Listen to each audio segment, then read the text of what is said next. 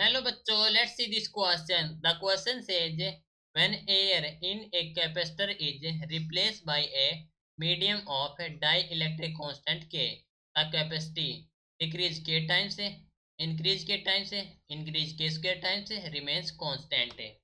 तो क्वेश्चन में कहा गया कि जब एयर है इन ए कैपेसिटर वो रिप्लेस की जाती है by the medium of dielectric constant के, तो हमें बताना है कैपेसिटी पर क्या इफेक्ट होगा। इस क्वेश्चन के लिए हमारा की कॉन्सेप्ट यूज हो रहा है, that is the capacity of capacitance. Capacity of a capacitance.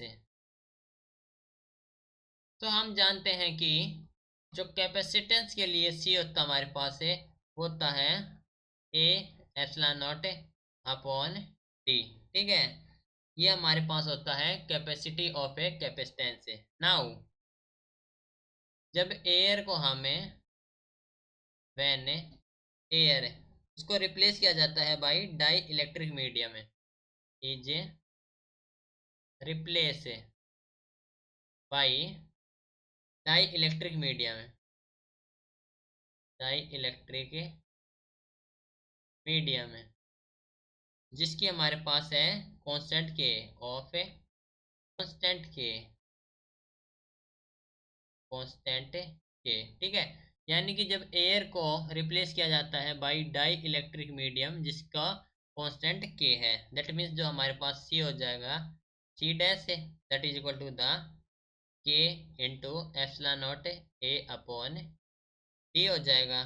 ठीक है, जहाँ पर हमारे पास है डाई इलेक्ट्रिक मीडियम के लिए कांस्टेंट के।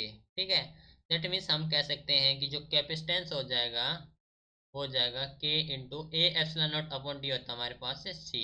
ओके, दैट मीन्स जो सी डैश हो जाएगा वो हो जाएगा K times of a capacitance C. Okay, तो हम कह सकते हैं कि ये इंक्रीज हो जाएगा हमारे पास से के टाइम्स। ठीक है, लेकिन क्वेश्चन में कहा गया है कि जब एयर को कैपेसिटर को रिप्लेस किया जाता है by a medium of dielectric constant, तो हमें बतानी है कैपेसिटी पर क्या इफेक्ट पड़ेगा। ठीक है, तो देखो पहले कैपेसिटी थी A epsilon naught upon D, अब हो गया हमारे पास K times of C. Okay, that means K times हमारे पास ज़्यादा हो गई, तो हम कह सकते हैं कि increase K times, that is option B is the correct answer. Okay, this is your final answer. Hope you understood it well.